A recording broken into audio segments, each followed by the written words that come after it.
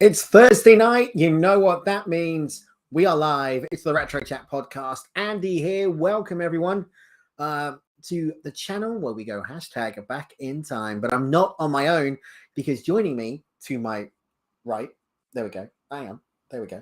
Yeah, that's it. Joining me to my right, he is the head honcho at Vinto's Vault. He is the collector maniac. He is the guru of collecting. He's the He-Man aficionado. He is the master of the He-Man Chronicles. He is the Star Wars fan. He's not going to the dark side. It's Chris Finn. Chris, how you doing? Hello there. I had to say that. You know, you can't really do that. You should have started off with hello there, but you didn't, so I thought I would instead. Hello, everyone, and welcome to the channel. Yes, where we are, how many people away from getting our own name or whatever it was that you said? So we are 64 as of 2 minutes past 7 on the 5th of May. 64 subscribers to the YouTube channel. And we will then get the community tab. So if you do that, which means that we can start talking to you on YouTube, not just giving videos. We can start leaving you messages. We can start doing big announcements and giving you more grief is what we can do. We can give you more Chris. That's more grief in a way. So, yeah. Wow, more Chris. Now, Chris, you have been active since coming to the Retro Chat podcast because, believe it or not, I think this is the first time this year, in 2022, bear in mind we're in May, that you've been on Retro Chat, I think. Yeah, it's just in case if I didn't want to talk to you. And I had, was Tatooine, Jedi training, was forced in exile, and all that kind of thing. I don't know why, because we'd arranged to do things, but either a case of I was busy working, we all have our own lives outside, believe it or not, outside Retro Chat. So it's just one of those things where even though I've been a regular contributor to it, whether a case of Andy's been talking about Star Trek and stuff, and what I was just going to say, which has been great, but as a case of I'm here to talk about Star Wars, so Andy goes Trek and I go into Wars apparently. So so here we are. So today's topic, we're going to be talking about the finale episode of Star Trek Picard. No, we are talking about Star Wars. Chris, no, we haven't had you on. It's a great honor to have you back because you are one of the original Retro Chat guests that we've had on the show. In fact, you were the second person to guest on Retro Chat, and since then I think you've been on 4 or 5 times. All right. No, it's fine because you and a good old friend of ours, Lee Tyers, hold the record for the most viewed episodes and the most listened to episodes in the history of Retro Chat. Oh dear. Well, I'm up there with good company anyway, so I am with Lee. So yeah, I don't know whether it's my dulcet tones or whatever. Maybe it's just sending people to sleep. I don't know. But thank you for people who enjoy checking out the Retro Chat podcast channel, and also people who check out like the content that I provide, the Vinto's Vault stuff, which I enjoy doing. And I seem to have a habit of saying, it's going to be every 2 weeks, and then it's every 3 weeks then. So I think just sometimes it's getting the rhythm of doing the videos and trying to churn them out as well. Do you know the thing I love about your videos, and we will talk about Star Wars in a minute, is the fact they're not long. It's like they're about 15-20 minutes max, right?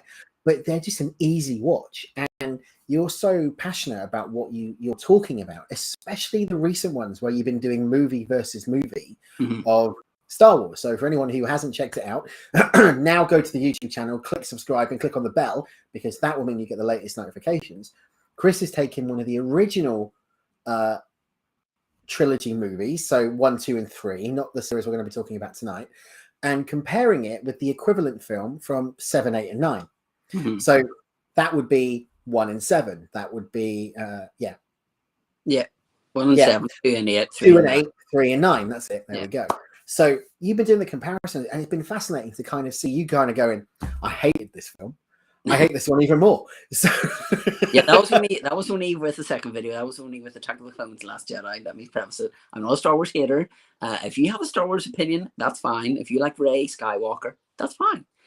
Right. But yeah, I always try to do it without any script. I try to think of bullet points in my head, which I kind of get to eventually.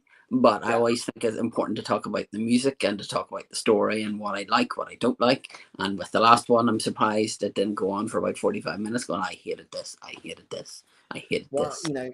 we are going to talk about all of the 9 films over a set amount of time. So we cannot do Star Wars justice tonight by saying we've got an hour and we're going to touch on all 9 films and the spin-off series and the Ewoks and Droids cartoons. Oh, we're and not talking about the Battle for Endor and the Caravan of Courage, are we? Oh my God. Absolutely. At some point we will be. In fact, I want to do a watch along with those. Well, here's my letter of resignation right now. I own all your content. So, we're not going to be talking about those. What we are going to be talking about today is 4, 5, and 6. So, New Hope, Empire Strikes Back, and Return of the Jedi. The 3 films that, if you are a Star Wars fan, you will go out and say are the pinnacle of the 9 films of the Skywalker saga. Would you not agree? Oh yeah, hands down. I mean, I think that if you were to introduce people to Star Wars, they would watch these ones first. I don't know whether people nowadays will grab all. I've seen a couple of people who've watched them and said like, oh, I prefer the newer ones because like the visual effects is like.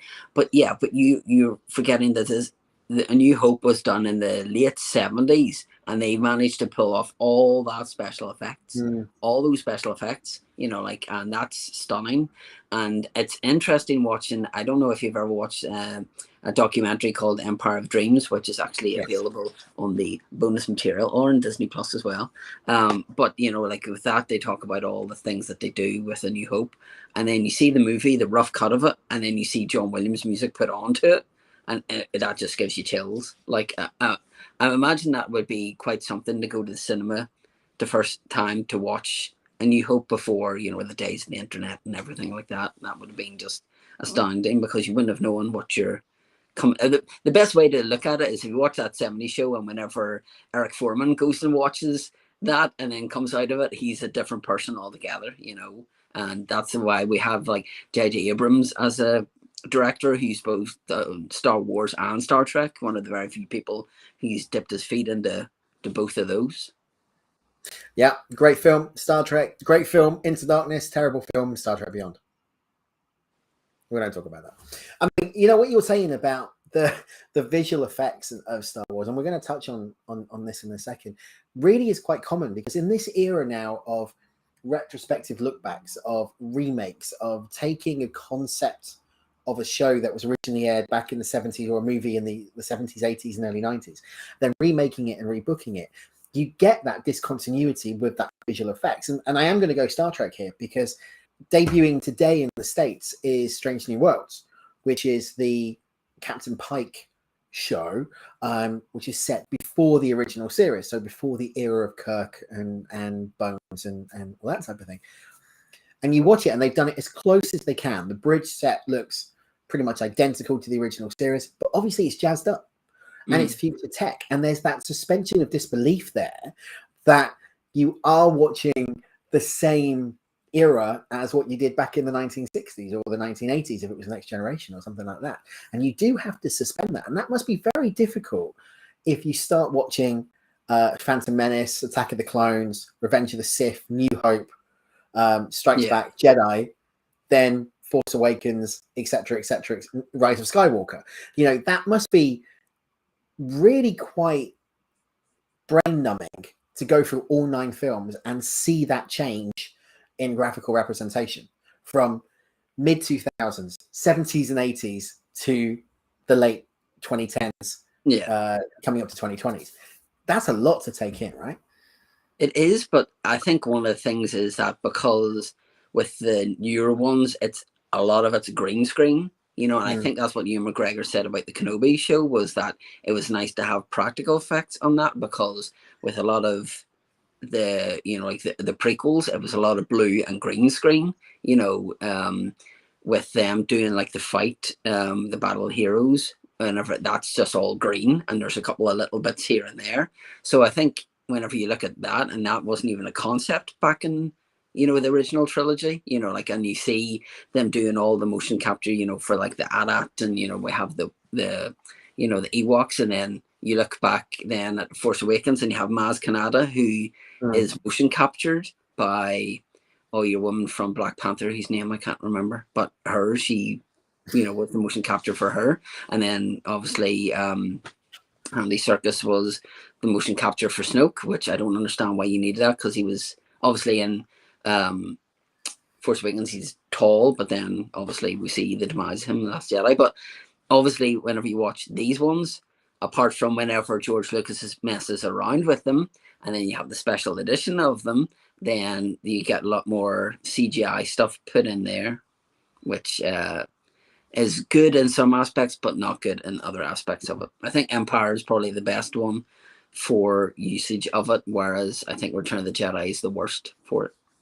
Yeah, we'll touch on that in a second, but let's chat about the Star Wars trilogy, what is called the Skywalker saga, the entire 9, split into 3 different trilogies. And Star Wars first came to play, Chris, back in 1971, and that's because George Lucas wanted to film an adaptation of Flash Gordon, but he actually couldn't obtain the rights, so he began developing his own space opera, and that's the basic concept of what Star Wars was. So he wrote a 2-page synopsis. 20th Century Fox decided to invest in it.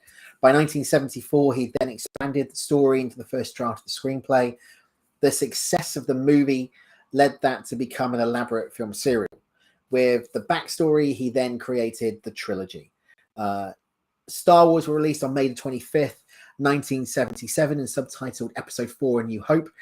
In the 1979 book, The Art of Star Wars, which, if you can find that, apparently that book is now so rare, it's going for a minimum of £2,500 for a copy of that book. Yeah. Episode 5, which was The Empire Strikes Back, was released on May the 21st, 1980, and that also achieved massive financial and critical success. And then the final film, Episode 6, Jedi, Return of the Jedi, was released on May the 25th, 1983. And the story of this trilogy focuses on Skywalker. It focuses on Mark Hamill, focuses on Luke Skywalker's quest to become a Jedi and his struggle with the evil Imperial agent Darth Vader, and the struggle of the Rebel Alliance to free the galaxy from the clutches of the evil Empire. So, that's the trilogy in a nutshell. Yeah. What is there not to like about this trilogy, which features a cast of relative unknowns at that point? Carrie Fisher, Harrison Ford, who was a carpenter before he got the part of Han Solo and really kind of skyrocketed his career into the other atmosphere. Yeah, I think he was in American Graffiti, which was one of Lucas's, but he didn't want to do. I think he did whenever they did auditions, he did sit-ins as like a favor to George, and then I think whenever Carrie Fisher came in, the chemistry between those two as well was very good. So yeah, I mean, apart from Alec Guinness, there was relatively, you hadn't heard of anyone else in that, and I think that was something that they really took with the newer ones, is that you hadn't really seen a lot of, you'd heard of some of the people, but you didn't really know an awful lot about them, to be honest. And then obviously some of their careers have gone on to bigger and better things in Star Wars. Absolutely. I mean, what is interesting to know is if you look at the background of the film. So we said Star Wars was written by, screenwritten, story, and directed by George Lucas. Now that's the only film in that real trilogy where Lucas directed it. And it's only the second film where he did the screenwrite. However, he did the story for all 3 of them. For someone who is so protective of the Star Wars franchise, that always struck me as surprising that he didn't direct all 3 of those films, because I would really be fascinated to know what his interpretation of the film would have been following on from Star Wars. I think it's because in the first one, he had so much on that he was then taken to hospital with like panic attack or whatever. Right. And then because something to do with the Writers Guild came after him, because he didn't have, obviously whenever you watch a film, you have the stars are in at the start, whereas he obviously had to crawl. And then they allowed it for the first one, but the second one, they said, you need to change that. And he said no. So he had to pay that and drop out of the Writers Guild. The funny fact is that if he stayed in the Writers Guild, the person that he wanted to direct Return of the Jedi was Steven Spielberg. And obviously, because he wasn't in the Writers Guild, he couldn't have that.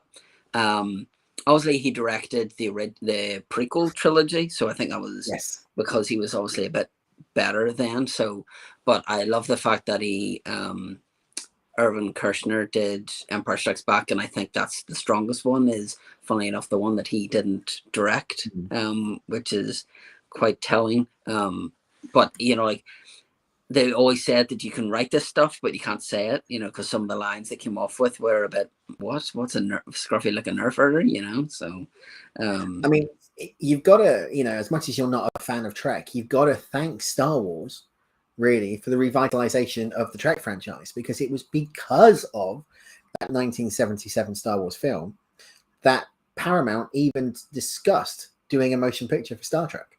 Okay. Which came out just a couple of years later. It's because of the success of Star Wars at the US and the international box office. Yeah. So, switching gears a little bit, they were talking about doing a Phase 2 TV series. That movie came out. Star Wars destroyed the box office. Paramount went, yeah, forget Phase 2. We're going to put you back on the big screen. And that's where the movie franchise came from, because of Star Wars. Yeah. But one of the things... Oh, Karen. No, please. No. I was just going to say, but that's the thing, is that it spawned so many great things, and down the lines, people have said that we wouldn't, I wouldn't have been a director, like J.J. Abrams have said I wouldn't have been a director if it wasn't Star Wars. Whenever people went into the cinema to watch it, that changed their lives, that they wanted to work in the film industry. That's where you got like so many people who did stuff to do with the practical effects and things like that, were because they sat and watched Star Wars and were blown away by that. And then I love the fact that people who worked in the original one then came back to work on the sequel trilogy, which I thought was a really nice touch as well. Did Disney go to the well once too many times with Star Wars? Have they gone to the well once too many times? I think, in my opinion, I think that if J.J. Abrams had stayed and done The Last Jedi, you would have had a different trilogy altogether. I think they hit the nail. I think they hit the nail on the head with Rogue One. I think Solo suffered a lot from the fallout of The Last Jedi because it was so polarizing. That some people loved it, some people hated it, and it's just one of those things. But I think doing it every couple of years now, I think that the stuff that they're doing in the small screen has been a lot better than what they did on the big screen. But I think that if J.J. Abrams had stayed and done The Last Jedi, we would have had a different, because he retcons so much stuff. You had a character, just quickly, you had a character Rose in The Last Jedi who was barely in The Rise of Skywalker. And then you had a character from The Force Awakens that he did was in Rise of Skywalker, so, there was that kind of thing. But you have pretty much all the same characters across all three of this one, which I like, and each one seemed to introduce a new character. Empire introduced Lando, and Boba Fett, who becomes notoriously one of the most popular characters in the whole franchise, getting his own TV show, 30-40 years on down the line, which is so strange to think of. How did that happen? How did a character like Boba Fett become so popular? Because it was a one-shot deal. He was on the boat on what's the big slug? Cool. Well, he was on, yeah, but in Empire he was in that, and then obviously he was he had like a Terminator kind of lines, sure. he's no use to me dead, that kind of thing, and then he gets killed by a blind man in Return of the Jedi with Jabba the Hutt, and falls in the Sarlacc pit, and then we see years later him coming out of that. So but yeah, it's just one of those things that certain people gravitate towards. He just looked cool, and Jeremy Bulloch, the guy who obviously played Boba Fett, he fitted the costume perfectly, and that's why he got that gig. Obviously now you have a different voice over, because Tamora Morrison, who obviously voices, the likes of Jango Fett and then the clones thereafter in the movies, his voice is over it. So if you want to get the authentic voice, you get the despecialization versions, or you can get these, which have the digitally remastered movie and the original theatrical movie. But the format on this is horrible. It's done like, do you ever remember laser discs? Yeah. This is the laserdisc aspect ratio, which is like 4.3 letter book format, aspect ratio 2:35:1, so you have to zoom in to watch Oh it. wow! Or you buy the despecialization editions, which aren't technically right, like, so I shouldn't really be saying this, but if you want Star Wars, the original trilogy in Blu-ray format, that is the way to get it. Or Disney Plus. Yeah, but it's not the original trilogy. It has all things, like it doesn't have Lapti Neck in this. It has Jedi Rocks, which I despise. You really are the guru of everything, aren't you? You know so many things that people shouldn't know. Well, I'll show you this because I found these and I just wanted to show these. This is my cinema ticket for whenever I went to see the special edition in my local cinema in the 28th of March 1997. So I paid £3.50 for my cinema ticket. Then I went on the 12th of the 4th, 1997 to see the special edition of Empire Strikes Back. And then, 2 weeks later? Yeah, 2 weeks later, I went to see Return of the Jedi in the same cinema, all at 8 o'clock in the evening. Oh, one was at 8:30. But yeah. I just love the fact you've kept those. Oh yeah, I've kept all my cinema tickets. Like I have ones for Tomorrow Never Dies, Titanic in 1997. I've got my original, like the ones for the prequels as well. Like the Phantom Menace, I think I went to see 5 times in the cinema. But yeah, I don't know why I've kept it. Or something? Well, yeah, but I went to see the special edition because then obviously Return of the Jedi was the first movie of Star Wars that I watched in the cinema with my dad. I remember laughing at the Ewok and the speeder bike whenever it went round. So that's one of my earliest memories is that. So then I wanted to go and see because I'd never seen Star Wars or Empire Strikes Back in the cinema. So in a sense, the only one that I've never seen in the cinema screen is Solo. Because again, I suffered from burnout from The Last Jedi, and I was like, oh, I don't really need to see somebody else playing Han Solo. It's quite funny because I've still not seen Solo. It's good. It's if you think of it as a heist movie with Star Wars characters, that's the best way to think of it. There's a couple of nice Easter eggs in it, and Donald Glover plays Lando Calrissian beautifully. So he does. I just can't. What I think of it as a heist movie with Star Wars, it just doesn't. There's something about it that doesn't work, and I don't know what it is. And I know you've got the alternate timeline in track. And if you look at the J.J. Abrams, which you mentioned earlier on, and watching Chris Pine play Captain Kirk. Somebody's falling. Sorry, my little one is crying in the garden. Bear with me. Okay, she's all right. Pause the show and we'll now carry on. This will be cut out of the podcast. It's a bit like the Star Trek series and all that type of thing, where you think about Chris Pine. I can't imagine anyone else playing Solo bar Harrison Ford. So even though he was a bit of a disappointment in the final movie that he was in, the final couple of appearances he had in that film, it wasn't the same. Harrison Ford will always be Han Solo. And to watch another film like that without him in it, but then would you have said that the same thing for Obi-Wan Kenobi then? Because you had Alec Guinness playing him, and then you had Ewan McGregor playing a younger version of him. Fair enough. I get the point that you didn't need a solo-centric movie. You could have done a different character. Like you could have done. You had so many characters to choose from. In this, you could have done your own Boba Fett movie instead of, or something like that. But I think that's what thing was that Star Wars fan didn't ask for this movie. You could have done a Vader movie by himself, after, because you had Rogue One, you could have done him after Rogue One, and done it that kind of way. But it's just one of those things where I think Disney, the likes of the original trilogy, holds a lot of people's, obviously it's one of my favorite trilogies, one of my favorite film franchises of all time. But I think with the original trilogy, there's just so much stuff that you can't pick at, whereas with the newer ones you can do. And I think that's one thing is that Disney should have had a break from it, because we were still due to get, some Star Wars stuff, like Patty Jenkins is meant to do a movie. as well, and there's meant to be so many. We're meant to still get an Andor TV show, and they've already apparently signed up another 2 seasons of that, even though we haven't seen the first season. So, and we're still getting a new season of Mandalorian probably this year, I'd imagine around Christmas time.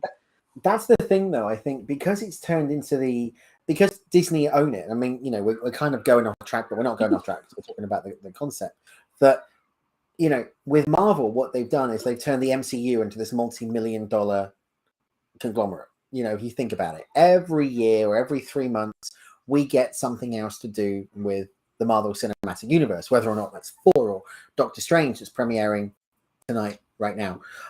People are going to see it right now. And it loses something because you get burnout of all the content coming out. Because if you think about it, you get a film, then you get WandaVision, then you get Falcon and the Winter Soldier, then you get Hawkeye, then you get She-Hulk coming out, then you've got Daredevil, Jessica Jones, Luke Cage, all of that type of thing back on the network as well. The Eternals are coming out. There's Secret Invasion coming out. There's Loki season 2 coming out soon.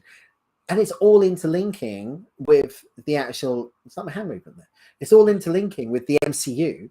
And it feels like with Star Wars, we went for years with nothing from that original trilogy, apart from those re-releases, to then all of a sudden going, we're going to give you the prequel, which didn't work in some respects because a lot of people critique them. And we'll talk about that in a second. And then we went quiet. Again, went absolutely quiet, and there was nothing until it became Disney. And then all of a sudden, we're going to do another trilogy of films in the Skywalker saga. We're going to bring out The Mandalorian, which is, okay, one of the best cinematic TV shows. It is basically a very long feature film in terms of TV. And like you said, now we're going to do Andor. Now we're going to do this. Now we're going to do another trilogy of Star Wars, but with different characters. What about the characters that have now been established in those last 3 films? What about Rose? What about, you know, the rest of them that come in? Where is that story going? Because now they've gone. They're done. Finished. That's the thing, is that, like you say, like I think I'm suffering from Marvel burnout. I think that Disney are a well-oiled machine and they crank out the stuff, but you know, whenever you go from not having anything from 1983 to 1999, then 1999 to what, 2015, I want to say Force Awakens came out at.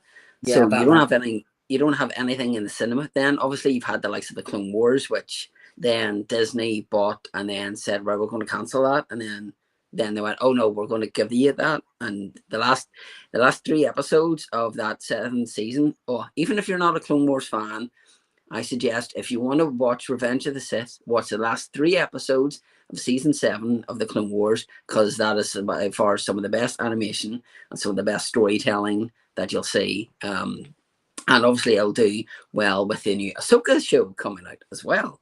And I think at the minute with Jon Favreau and Dave Filoni doing the Star Wars stuff, I think that's where we're getting the good content from, because Dave Filoni obviously gave us Rebels, gave us Clone Wars, etc. And then obviously those 2 did The Mandalorian. So I think that if those 2 stay with Star Wars, but again, like you say, you know, like I'm excited for the Kenobi show, and it's only 6 episodes, and we're getting the first 2 episodes on the launch day. So we're only going to have it for like a month, if that. So I reckon that's whenever we're going to get the trailer for the season 3 of The Mandalorian. But I think, like you say, is that they need to be careful, because if they get stuff, Star Wars fans are quick to pinpoint if you've done something wrong. Like they're saying Bryce Howard Dallas, who's done a cracking job on the episodes that she's directed, that she should get her own movie, that, you know, she should get her own Star Wars movie, and that's fine. And then she'll be given it, and then fans will go like, oh, that's one good thing about the Star Wars fandom, is the fans, but it's also a really bad thing. And I think that they're very protective.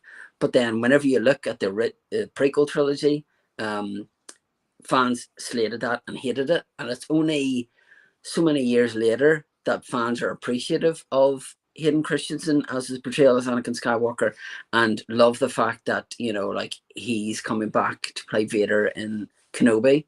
And then I hope that in years to come that the sequel trilogy will then be as revered as the prequel trilogy is now. Fair enough, people don't like Attack of the Clones that much, but it is what I it love is. that film. I thought it was great.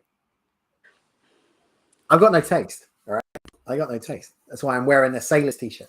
But I think what I remember going to see the last film of the trilogy. Now, remind me, because my memory is shocking. Rise of Skywalker. Rise of the Skywalker. When they did the scene with Snook and with Snoke, him as well, and Rey, and the big fight and all that type of thing, and you heard, and you heard Anakin's voice. Hayden oh, right, you're talking about the Emperor then. Yeah, that's what I'm saying. Yeah, you said Snoke. You didn't say Palpatine. Right. Okay, Palpatine. I mean, that's who I meant. Palpatine. Yes. Okay. Right. Him. Yes. Can we cut this bit out? Yeah, the audience in the cinema went absolutely mental. I mean, that place erupted when you heard Hayden Christensen's voice. Okay. Now, I, like you, remember back in the day, they would have booed the guy out of the building. Yep. For his portrayal of Anakin and then his portrayal of Vader. So that appreciation is there. I can only imagine what would have happened, or what's going to happen when you see him on screen as part of Obi-Wan.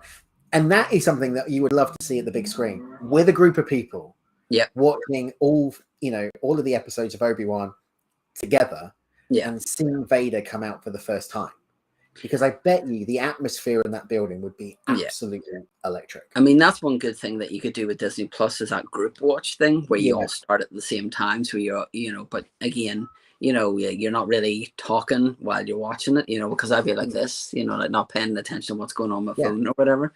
But it's very much like with Doctor Who, the Day of the Doctor. I went to see that in the cinema. So whenever I know we're not talking anything about the original trilogy, but we'll get back on track in a minute. The TARDIS will take us there. But whenever they said all 12 doctors, they said no sir, 13, or no, all 11 doctors, no sir, there's 12 of them, and then you see his eyebrows, and then the cinema just in the same way whenever Tom Baker came in, you just heard, I really think it might, and then my friend turned around to me and went, who's that?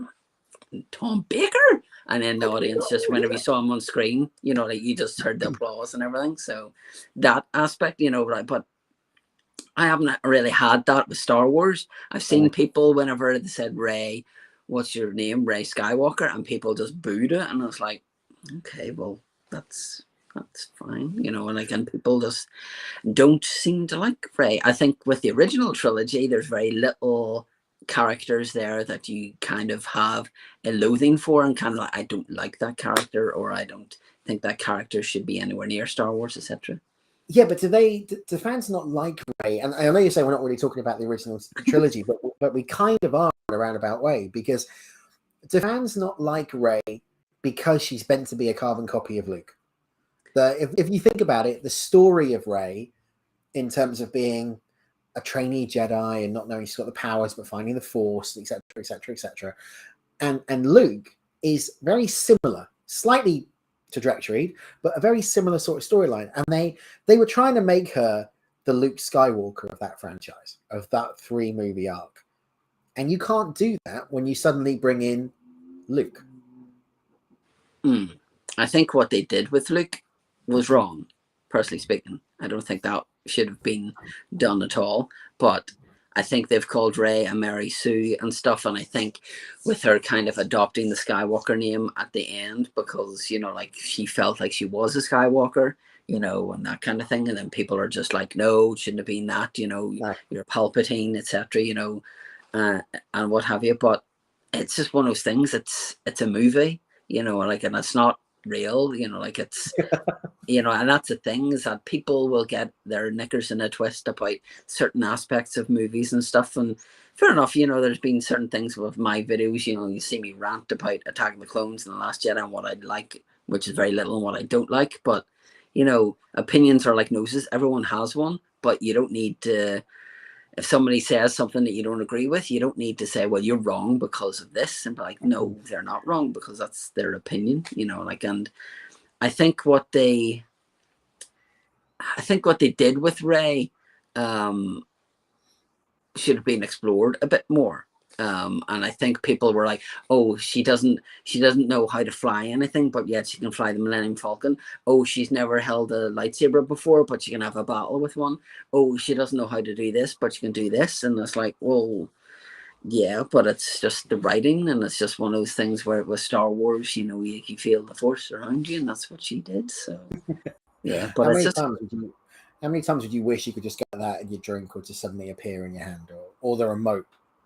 Yeah, sometimes, yeah, if you're having a lazy day, like whenever you were a kid, you used to go like that, and it just wouldn't happen. Yeah, it just wouldn't happen. Yeah, or to drink some blue milk, and that's the thing now is with Disney parks and the likes of the, like the Batu place where it has the big Millennium Falcon, and with the new Star Wars land going to be at Disneyland Paris and things like that. It's nice that you can be able to go to a place like that and be interactive, with Star Wars things around you, like in the characters, are just class to meet as well, and that's one thing that Disney has done right with it.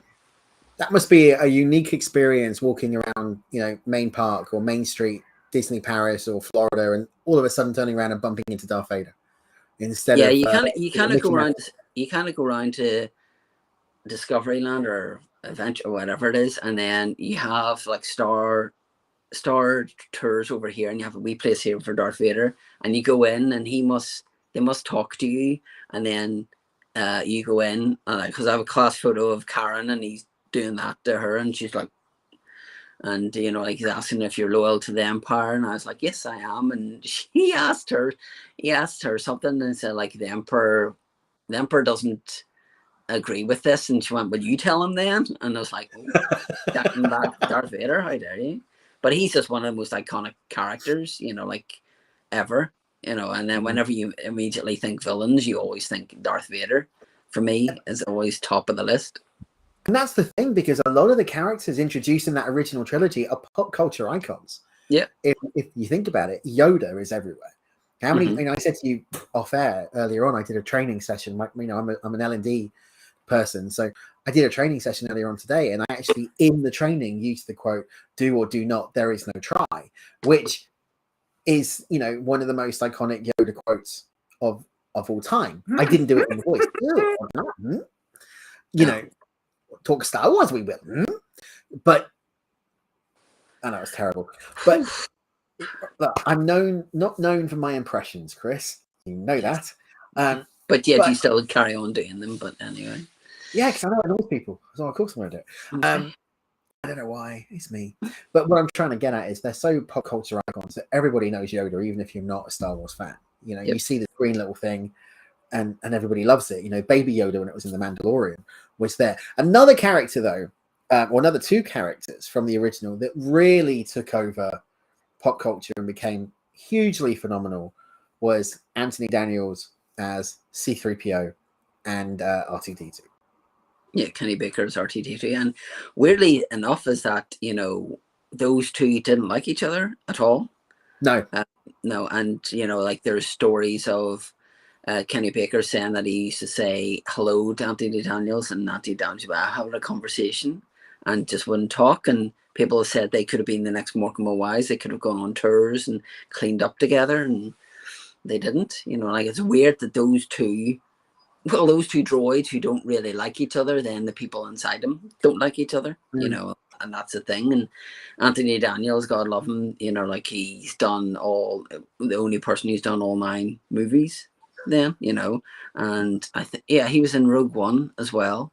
Yeah, he was in Rogue One. I don't think he was in Solo, but he was in Rogue One. But yeah, his book's really fascinating because he talks a lot about working on the Star Wars franchise and stuff, and the audiobook is splendid because he's reading it, so it's great just to hear him turn into C-3PO every so often, Okay, now that is a good voice. That was a good impression. You should see me walk like C-3PO. It's quite something, but I'm not doing that here. So. Yeah, no, please don't do that. No. Yeah. No.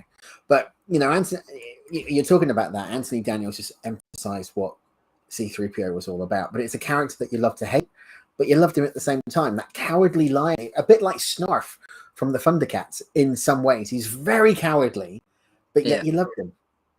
Oh yeah, C-3PO was one of my favorite characters. I met Anthony Daniels at Star Wars Celebration, and I whenever I met him, I said, you know, like, I know you've probably heard this a lot, but, you know, like, you were a massive part of my childhood. And he went, if you'd said that to me like 10 odd years ago, it wouldn't have meant anything. But seeing parents here with their kids, or the grandkids with their kids and their kids, and seeing 3 generations of people who all love Star Wars, he said it's quite something. And there's very few franchises, you know, Star Trek may be one of the only ones, but there's very few franchises that have that longevity that will be around, you know, like in the 70s, 80s, late 90s, 2000s, 2010s, you know, like there's very few that are around at that time. Yeah, because it's funny because Jack Aleska, a gentleman that you and I have both spoken to on separate occasions. Splendid man. Huh? Splendid man. Absolutely legend. And we'll put a link to the video if you haven't seen it already. He actually said the same story, you know, that he goes to coffee shops or pubs or something like that, and he will have people walk up to him and say, I watched you with my dad. And this is how you impact, or I watched you as a kid, and now my kids are watching you. And for him, it's just a massive honor for that to happen. Larry Kenny has said exactly the same thing. I think most actors that go through a type of franchise or a pop culture phenomenon like Star Wars or Thundercats or, you know, Thunderbirds or Doctor Who or Trek or whatever would say the same sort of thing. But it's when it kind of goes that little bit to the dark side, pardon the pun, where fans kind of think they're more friends than what they actually are. And we've all seen those examples. We won't go into them. Other iconic characters, though, I think we would be robust if we didn't touch on the main 4. Mark Hamill as Luke Skywalker. Harrison Ford is Han Solo. Carrie Fisher, the late, great, amazing Carrie Fisher as Leia. And Chewbacca. Peter Mayhew. Again, the late, great Peter Mayhew. 4 actors that relatively weren't heard of. And we've said that. You know, we've talked about Harrison Ford. Star Wars catapulted them into the limelight. What's interesting when you think about that, it catapulted into the limelight, but some people actually began to resent it. Mark Hamill being the big case in point. Really resented that role of Luke Skywalker. I think, you know, that's something that the sequel trilogy should have had. They missed a point of not having those 4 on screen for just a minute or 2, you know, like whether it's a case of them as Force Ghosts or something like that, but to have them come back all, but then you don't have them all together. You have Han and Leia, you have Leia and Luke, you have, you know, Chewie with Luke and Han. Chewie's the only one that's been with all 3 of them. But you don't have Luke and Han together, and that's a big thing. And like you say, you know, like he then went on to do, you know, like kind of went into voice acting then, you know, doing like the Joker. Obviously lately did, you know, great job with Skeletor and Master Universe Revelation. But yeah, I think that he was really typecast as that. And, you know, like one of the only other things I could think of that he did thereafter was the trickster in the 90s Flash series, and then would come back to reprise his role in the Flash TV show with Grant Gustin. But yeah, obviously he had a car accident, and that's why in Empire you see the Wampa hitting his face, because then that's to do with the markings on his face from that car accident. And you know, it's sad to see, but you know, I think with him being the main star of the show, he maybe thought that he should have got the films that Harrison Ford got. Obviously, Harrison Ford went on to become then Indiana Jones, and, you know, like in other, you know, like high profile movies, whereas Mark Hamill kind of didn't really have that. And I think he may not say it, but I think he was maybe a bit jealous of the opportunities Harrison Ford got that he thought that he should have got as well. I think you can appreciate though, because like you said, he was the main event player. He was the star. He was the franchise of Star Wars. But there was something more about Harrison Ford. He had more charisma, I think, than Mark Hamill. You know, it's funny whenever you say that and you see him in interviews, and he just seems so bland. You know, like whenever he's acting, you know, like the only time I've seen him doing a good interview is that one with Ryan Gosling and Alison Hammond. That's the only time I've seen him chuckle or had fun at an interview, like ever. Yeah, Whereas Mark Hamill is quite, up for a laugh, and Yeah. I imagine Carrie Fisher would have been the same as well. Yes, I think it just depends on what day you got Carrie Fisher. To be honest, I think sometimes she just seemed to be a bit out there, like I saw people Celebration getting an 8x10 signed, and each line was a different color. And I had done my Return of the Jedi vinyl behind me, signed by all four of them, and I was worried that she was going to do something, and she wrote Carrie Fisher, Mrs. Han Solo on it, which fair enough, but yeah. But you referenced at the beginning, and we'll touch on it because we're getting almost 50 minutes into the show. You referenced earlier on about the music, and you are a massive collector of vinyl and soundtracks and music. And is there anything more notable than the John Williams score of Star Wars? I don't think so. I think that if you were to say to current people, I think there's three names that always come up whenever you mention about movie soundtracks, and that's John Williams, Hans Zimmer, and Alan Silvestri. I think they would be the three big hitters, but I think John Williams, like I actually got today, this year arrived, and which is him. Now, this was recorded in 2021. He was 89 and still conducting and stuff, and did some classic music, The Adventures of Han from Star Wars, solo Star Wars story, which obviously was done by somebody else, but he did that one track, and then Yoda's theme, Throne Room and finale, Princess Leia's theme, and then the Imperial March. And it's just something that he's given so much time, to Star Wars. He's done the original trilogy, the prequel, and the sequel. So he spanned from the 70s until late 2010s of his life to that franchise, which I think is just amazing. And the original trilogy for me is probably some of the best music. Whenever we talk about the prequel music, I'll gush about the Revenge of the Sith soundtrack. But there's just so much wonderful music. The Imperial March, like the music for Endor, each person's theme, Han and Leia's, the Force theme, because I think there's no more iconic scene than whenever Luke is kicking the rocks and then looks out at the twin suns in Tatooine, and then that music plays. I don't think there's anything more iconic music-wise than that part. That part always gets me, and the only part that kind of is something similar in the sequel trilogy is whenever Rey in Force Awakens kind of summons the saber and catches it, and then you get that same kind of music. And I had goosebumps in the cinema at that stage. But he's just a genius, and to be still, he's still doing. I think he's doing the main theme for Obi-Wan Kenobi, and then he's still doing the music for Indiana Jones 5, because he says about that in this. Because I have the Blu-ray version of it as well, but he says that he's composing the music for that, and to be early 90s and still being able to do that, that's just incredible. He's absolutely phenomenal, isn't it? I mean, I'm just looking at his Wikipedia page now, and 90 years old, and back in 1975, in the top 100 Billboard, Jaws, the main theme from Jaws, that iconic that charted at number 32. Star Wars charted at number 10 in 1977, and Close Encounters of the Third Kind charted at number 13. So his highest, chartable songs. But you've also got to look at some of the other ones he's done. You've mentioned Indy, which we all love, the Indiana franchise. Superman. That great. Dun, dun, dun, dun, dun, dun, that's Indiana Jones. The Superman thing. Yes, E.T. E.T. But the one for me, if you're talking about John Williams bar Star Wars, is Schindler's List. I've never seen that movie.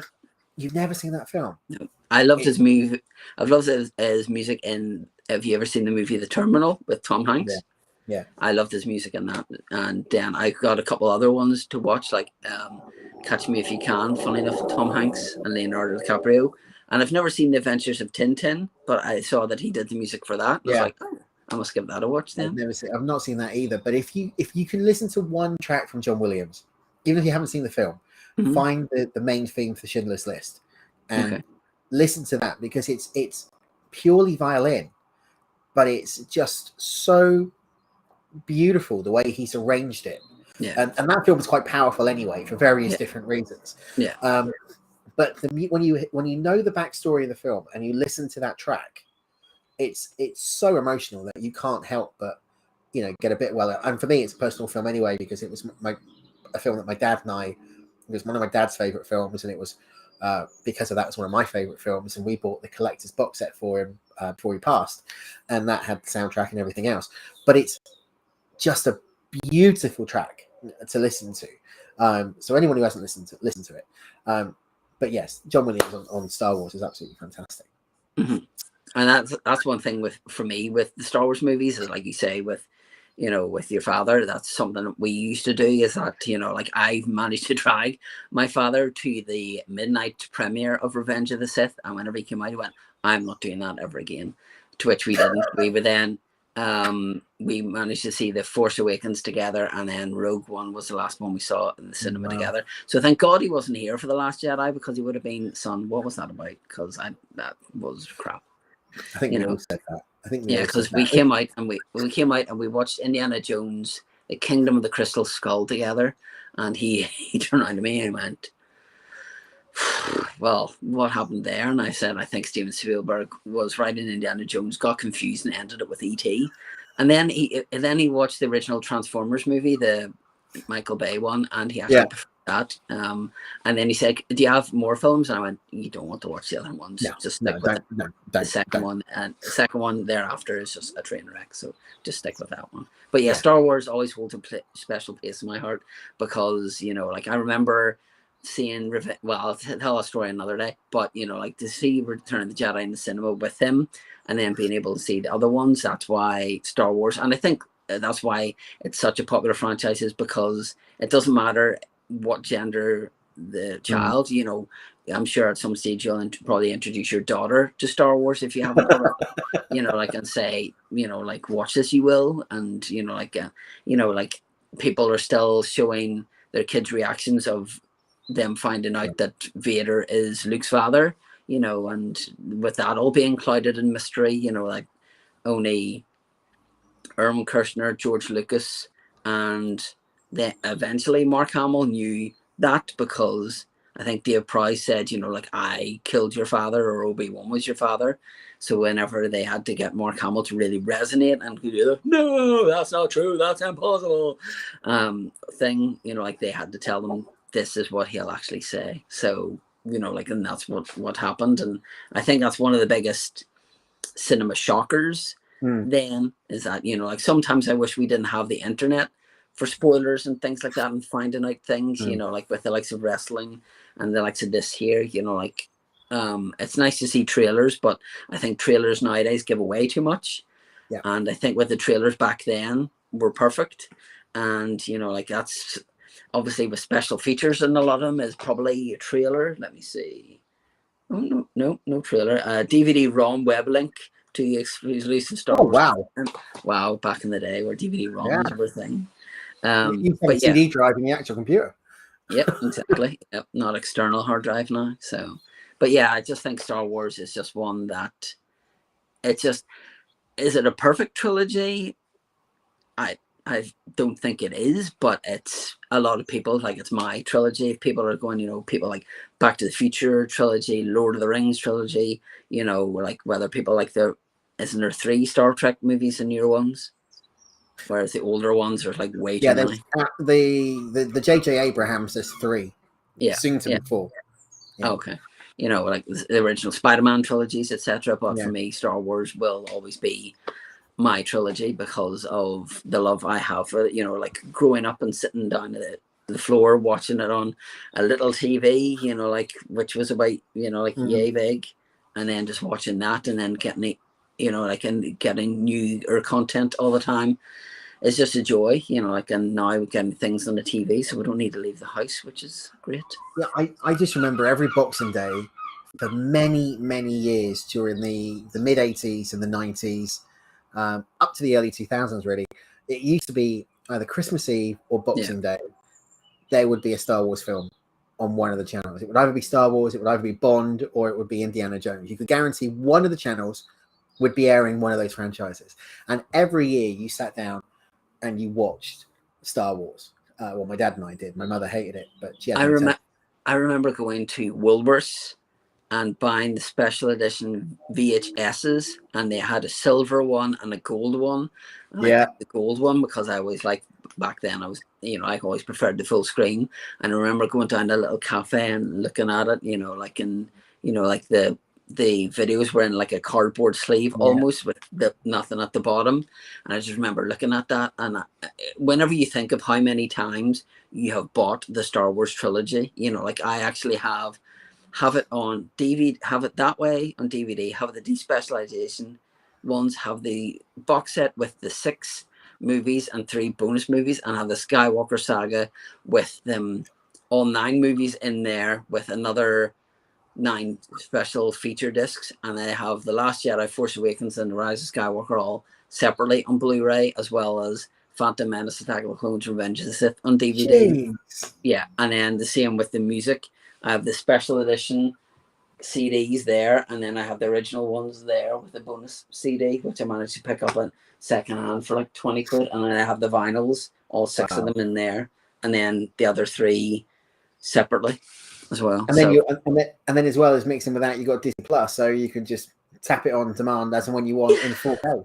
Yeah, pretty much. But yeah, I always prefer to have have the physical version in case one day the internet goes kaput and I want to watch Star Wars, or because they don't really show a lot of the special features. And that for me is, like I love the documentaries of them, and with there was a documentary I remember watching to do with Return of the Jedi. And I remember them talking about, the little people in working Jabba the Hutt and things like that. And I just remember watching that on TV and going, wow, this is so interesting, I think we've talked about a lot of Star Wars tonight. There's still things that we haven't touched on. We haven't touched on the themes of the original series and the war and the Cold War context, etc., etc.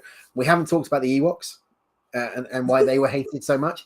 And of course, we haven't talked about the Star Wars Christmas Holiday Special, which we really need to touch on. But I think that's all for another night, because there is so much on Star Wars. We could do an entire series on the Star Wars franchise. So Chris, my thank you to you for coming on.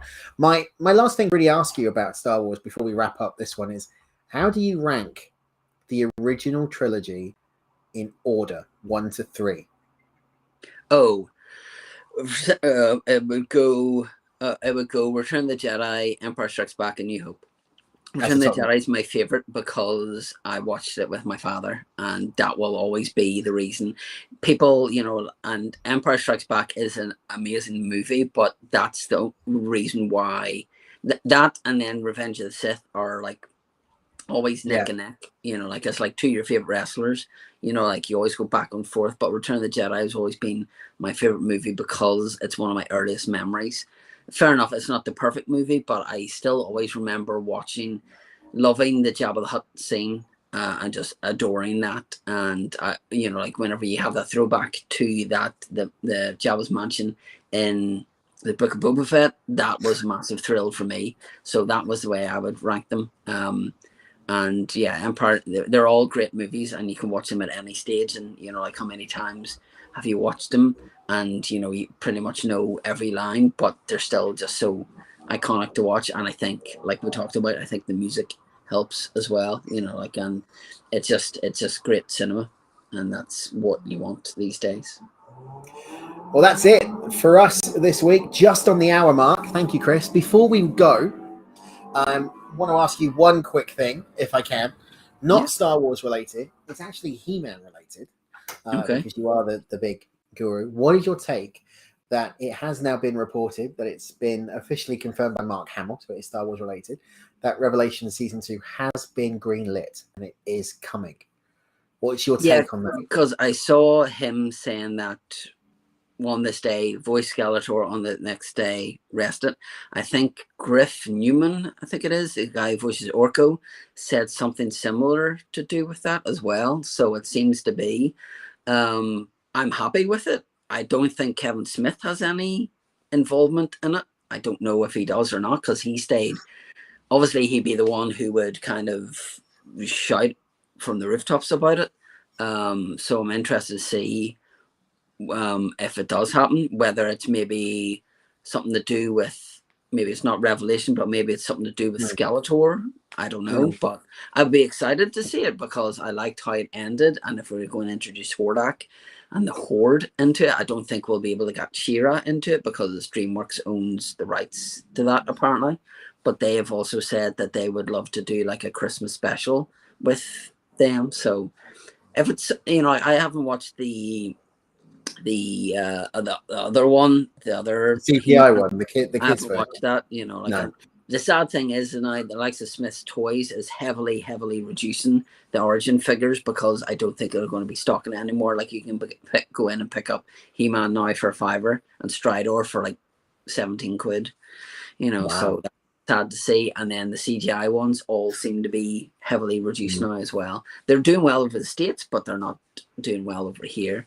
So yeah, I mean, I would like to see it. I think it would be good to see, but I think it's something that they need to learn their lesson and bring out the 10 episodes at once. Don't make the same mistake that you did last time, because the first five got a terrible reaction, and then the second one got terrific. And I think if you did it all together, you wouldn't have had the backlash that Kevin Smith got for it. So anything He-Man's always good. I mean, I got the Art of Revelation book, which is something amazing to look at. And I just hope that they release it in vinyl soon, because they said it's a great looking book, isn't it? That one. I mean, what is interesting is the fact that if Kevin Smith is not going to be involved in this new Revelation, is it going to feel the same as the first season? But what is more interesting in the States, they actually list it as season 1 and season 2. Oh, okay. So whereas Netflix UK have released it as part 1, part 2, but all of season 1, the international markets are saying it's He-Man. There was actually 2 seasons of He-Man. Oh, okay. Which I don't actually have a problem with, because if they, at least that way, that the 5 episodes is going to end on a cliffhanger, then you're going to get the next season. Yeah. Whereas if they said it was a 10-part miniseries and you only got 5, and then you got 5, what was it, 4 months later? 4 or 5 months later? That's a long time to wait. But if you say it's going to be a season, you're programmed to know it could be up to a year before I get the second part. Yeah. But anyway. As long as they have the same voice actors as well, it could be interesting to see where it goes, because you've set up an awful lot of things there as well. So it'd just be interesting to see that if Hordak then and Skeletor work together. But I'd be interested to see. Well, it's going to be interesting to see where it goes. It's going to be interesting to see where Star Wars goes. We know that Boba Fett, the TV series, is coming very soon to Disney Plus. You mean Kenobi? Obi-Wan Kenobi, that's the one. You're going to be watching it. I'm going to be watching it. We're all going to be watching it. So stay tuned. Chris, I want to thank you so much for coming back onto Retro Chat. When are you back next? When are you going to come back on? What do you want to talk about? Tell me now. I think that we haven't talked about certain other puppets. I don't think we've talked about Thunderbirds. Have we? Ooh, no, we haven't. I don't think we've talked about Thunderbirds, and I would really, really love to talk about that, because again, that's something my father introduced to me, and again, something that the music is very, very iconic for. So I think Thunderbirds would be a good one to talk about, because that's going really retro, like to 1964, something like that. I want to say. So I think that would be FAB to talk about. Woohoo! Love it. Nice little cats. Well, we will get that in the diary. That will be coming very soon. We will go back in time and talk all about the classic Jerry Anderson Thunderbirds. Are we going to touch on the new one, Thunderbirds I'll Go, or just the original classic? I think we'll give it a little shot. Yeah. What about the movie? I think the first season was good enough. Yeah, okay. Well, we'll touch on that. We're going to sort that out. Also with Chris, something that we were going to talk about last year, we never got around to it. We will get the Turtles booked into the diary. So we'll do an episode on the Turtles and Only Fools and Horses. So Chris is booked for at least 3 more shows. Mate, you'd be sick of the sight of me or sick of hearing of me. So I apologize, folks. But hey, they've done me. I've been going for like over 50 other episodes, mate. They're going to be sick of me now. So it's absolutely fine. Yeah. Chris, absolute pleasure to have you on again. Stay with me for just a moment. We will be back, as always, with more Retro Chat each and every week right here on the Retro Chat YouTube channel. All you need to do is search for youtube.com/Retro Chat Podcast UK. Hit that subscribe and hit the bell. As I said, 64 off getting the community tab. You will get notification of all new videos coming up, not just me and the Retro Chat, but Chris and Vinto's Vault and Short Bites, where we do pretty much anything and everything. So it could be intros, could be snippets of past interviews. What happened when? WWE 2K22 play, we do retro play, anything you can think of, all on the channel, which is your channel to go old school. Plus the podcast feed each and every week. We've just done a double header actually with Chris's Master of the Universe Chronicles, where we looked at Filmation, Volume 1 and Volume 2.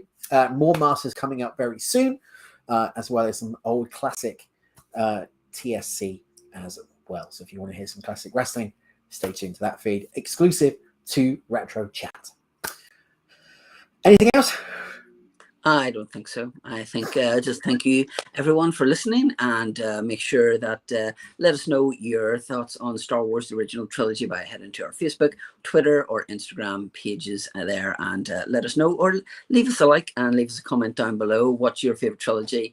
And you know, like, are you excited to hear us talk about the prequels and the sequels, your love or hate for them? But as I've always said, you know, like, people's opinions are that, so keep it nice in the comments, but you always do, so thanks for that. Yeah, you're a lovely bunch of coconuts. Also, let us know, would you like Chris and I, he doesn't know this yet because I haven't asked him, would you like us to do a watch along of something, either He-Man or Star Wars? You and I, back in the day, I don't know if you remember this, we did Secret of the Sword together. We did a watch along of He-Man, yeah. Secret of the Sword. We did that. So if you would like that to happen, let us know again in the comments, or on socials at Twitter at RetroChatPod, or Vinto's Vault, on Instagram at RetroChat Podcast or Vinto's Vault, or on Facebook at RetroChat Podcast. That's it. We're done. We will see you all next week. Until next time, my name's Andy Evans. This is Chris Finn. We will see you very soon. Take care. And may the force be with you. Ooh. Ooh.